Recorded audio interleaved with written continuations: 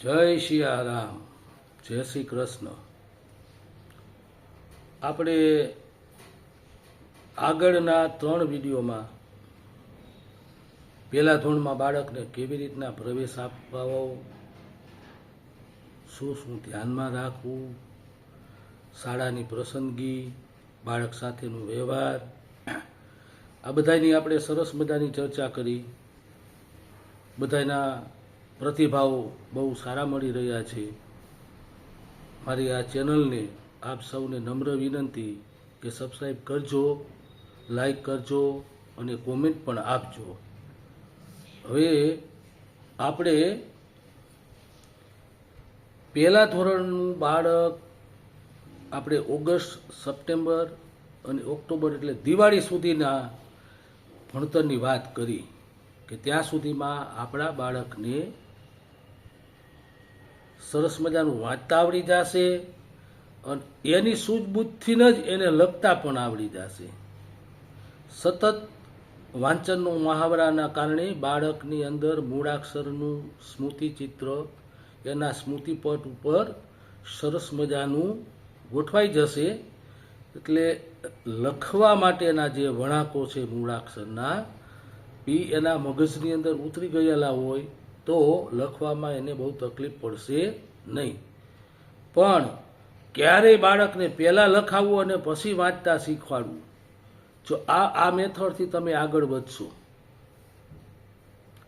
કારણ કે આપણને બધાને અપેક્ષા એવી હોય પહેલા ધોરણમાં જાય 3 મહિના થયા હજી આને કાંઈ લખતા, પણ ભાઈ લખવાનું નથી, એને પહેલાં શ્રવણ કરીને એને મનન કરી અને એને વાંચતા શીખવાનું છે.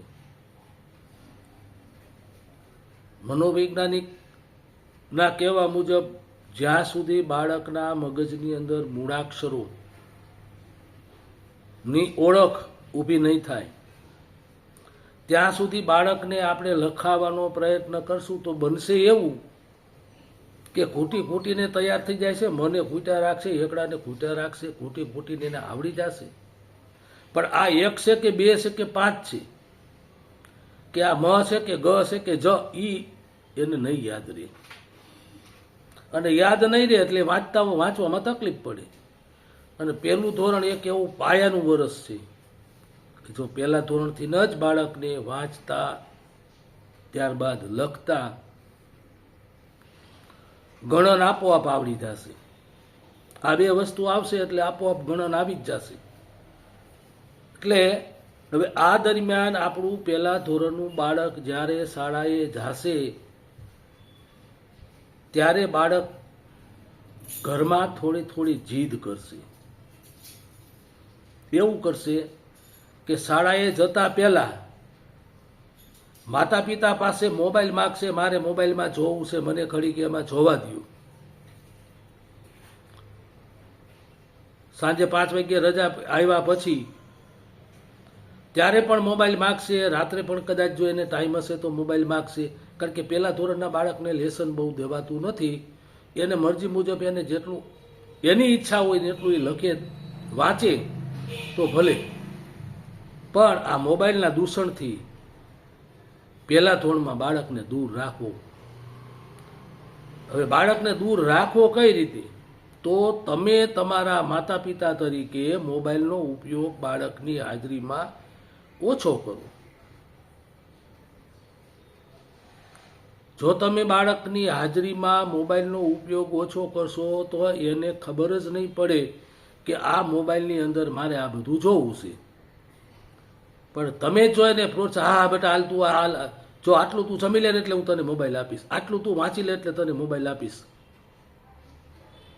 બાળકને ભણતરની અંદર પાછળ રખાવવામાં મોબાઈલ આપણને નડે છે.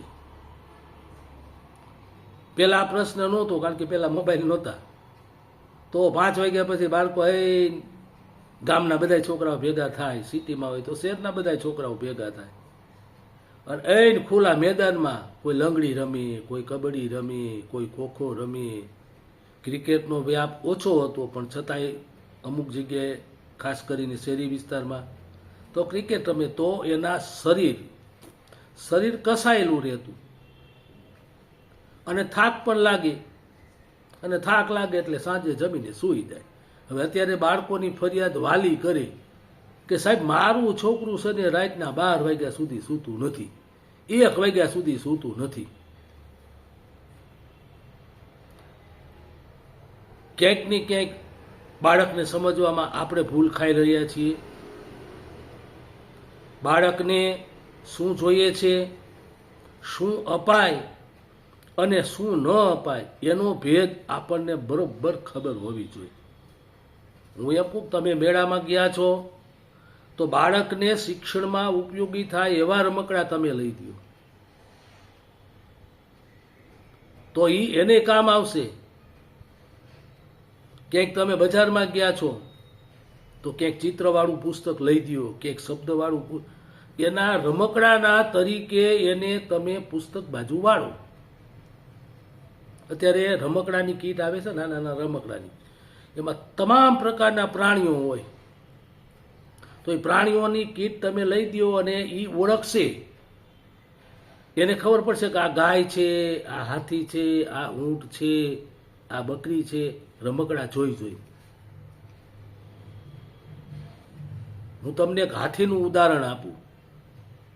એક ગામની અંદરથી હાથી પસાર થઈ રહ્યો હતો. હવે સંજોગો વસાત બન્યું એવું કે હાથીની પહેચાન કરવાની હતી. તો 10-12 જણાને આંખે પાટા બાંધી દીધા અને પછી એને હાથી પાસે લઈ આવવામાં આવ્યા, જેણે કોઈ દિવસ હાથી જોયો નહોતો.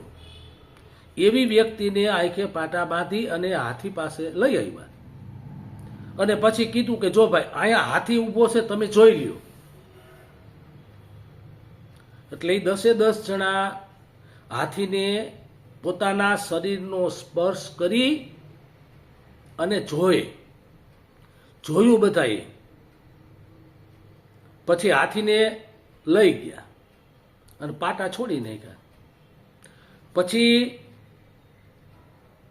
એક વ્યક્તિને પૂછ્યું કે ભાઈ હાથી કેવો હોય?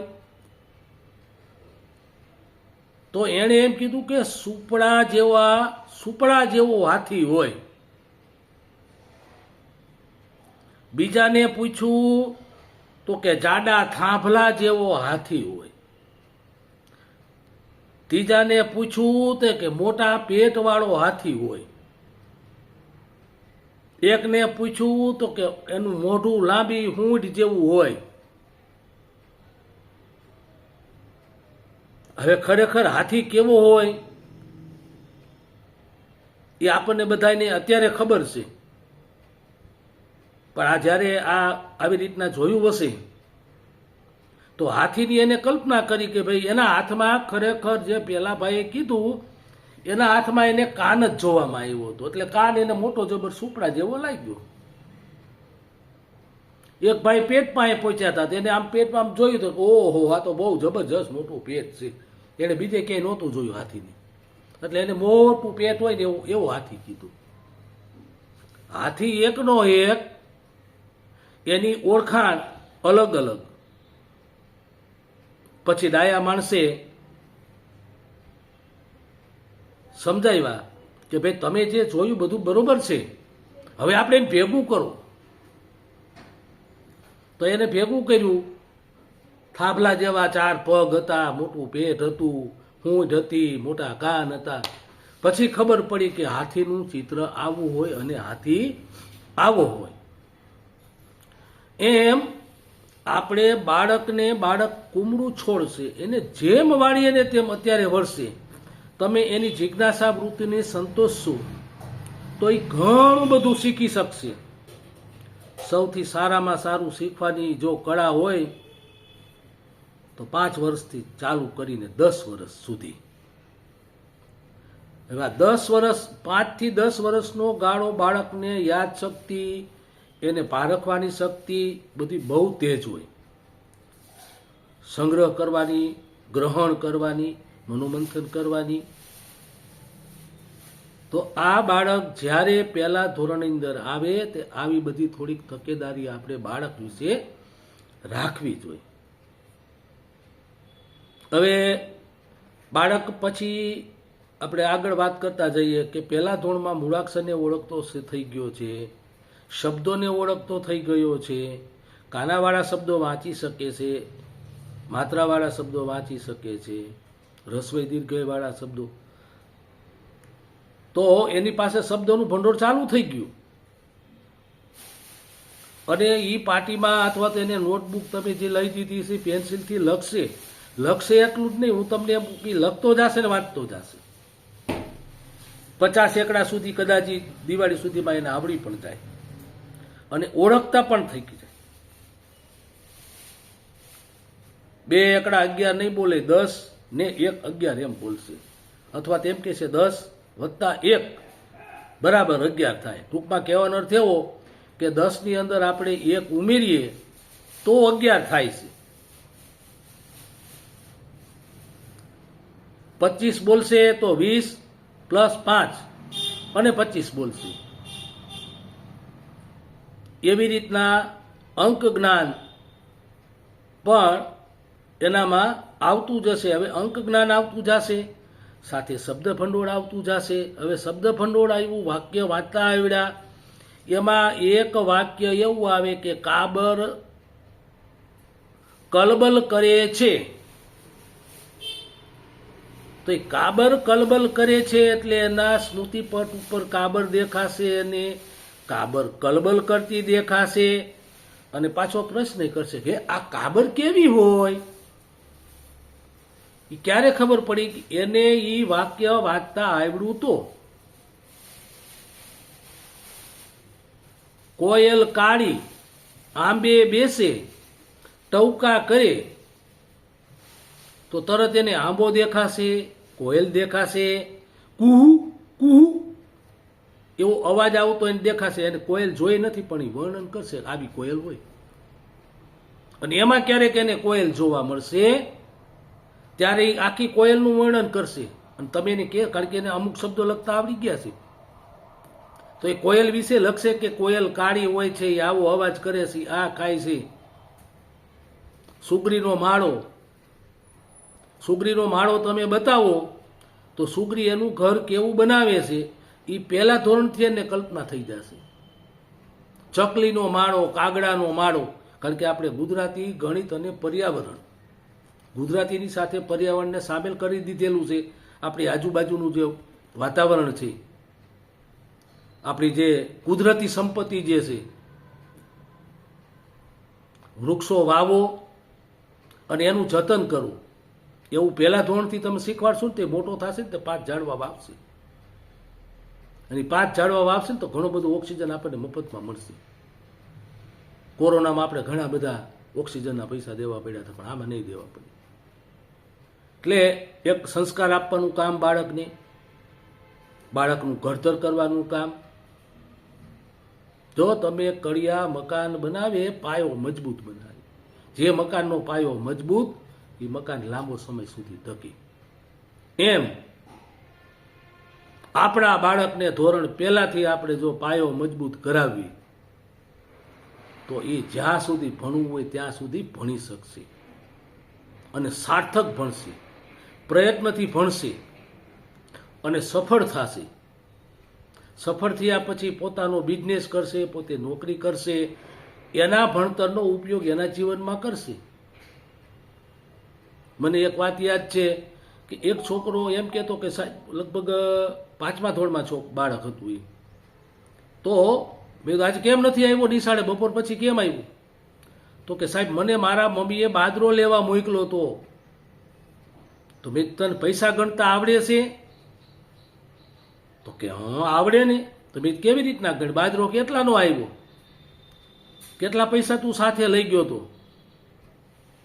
તો એને 10-10ની ને 5-5ની નોટો રાખી હતી. મેં તો બાજરાના તે કેટલા દીધા? એ કે સાહેબ અમે બાજરાના 120 રૂપિયા દીધા, કે 125 રૂપિયા આપ્યા. તો મેં તે 125 કેવી રીતના કર્યા? તો કે મારા મમ્મીએ મને 10ની ને 5ની નોટો આપી એટલે 10 10 10 એમ કરીને 100 કર્યા, પાછી બીજી 2 10ની નોટો મૂકી અને પછી 5 મૂક્યા. મેં તો તારી પાસે વધે કેટલા? તો કે પાછા મેં ગણી જોયા, 200 આપ્યા હતા ને તો એમાંથી પાછા મારે 75 વધ્યા. એટલે એની એની વિચારવાની શક્તિની જો કેટલી પરાકાષ્ઠા કહેવાય કે આ બાળક જે આપણે પૈસા ગણવાની જે વાત કરે આપણે તરત સરવાળા બાદ બાકી હવે મોબાઈલ આવી ગયો છે એટલે સીધો મોબાઈલમાં કરી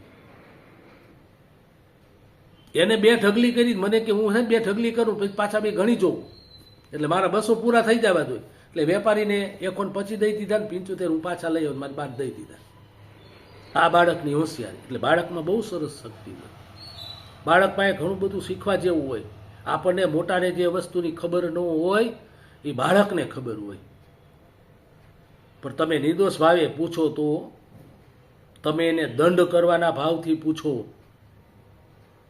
તો એ તમને જવાબ નહીં આપે એના હૃદય સુધી તમે પહોંચો તો જવાબ આપશે એની પાસે ઘણું બધું શીખવા જેવું છે જે આપણે બાળપણમાં આપણે શીખેલા પણ આપણે ભૂલી ગયા અને એને હવે યાદ આવી એને નવેસરથી ચાલુ કરે છે એટલે એ આપણા માટે જરૂરી છે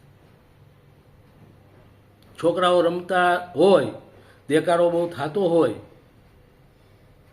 અને ગામના વડીલ એના ઘરમાંથી બહાર નીકળીને કે હે છોકરાઓ ભગવાનથી હું નકરા બપોરે દેકારો કરો છો ખુવા દેતા નથી બેહવા દે નકરા દેકારા બાળકો વયા જશે પછી બીજી જગ્યા ગોતશે જો એ બહુ હોશિયાર છે બીજી જગ્યા ગોતશે પણ એ કે બાળકને ખોટું લાગ્યું ત્યારે કદાચ આમ સામું જોશે પણ વડીલની સામે બોલશે હવે આ ઉંમરે આપણને કોક એમ કે કઈ વાતું કરો માહિતી જાવ તો આપણે તરત બાયું ચડાવી ઊભો રહે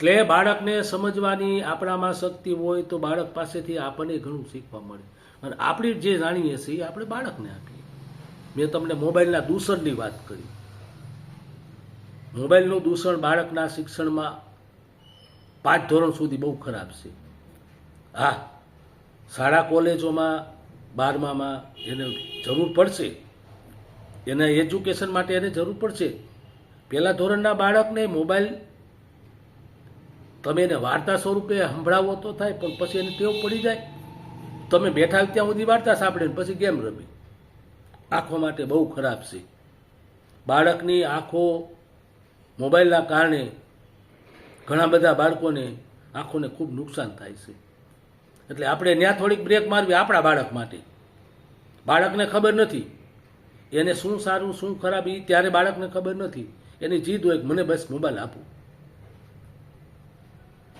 એટલે આ બાળકને આપણે બરોબર ધ્યાન રાખવાનું છે બાળક જેટલું શીખે એટલું શીખવાડવાનું છે દિવાળી વેકેશન સુધી અને એને વાંચતા આવડી જશે અને સાથોસાથ એને લખતા તમારે લખતા શીખવાડવું નહીં પડે વાંચતા આવડી ગયું જો હજી ભાર મૂકું છું વાંચતા બાળકને આવડે એટલે એને લખતા આવડી જ જાય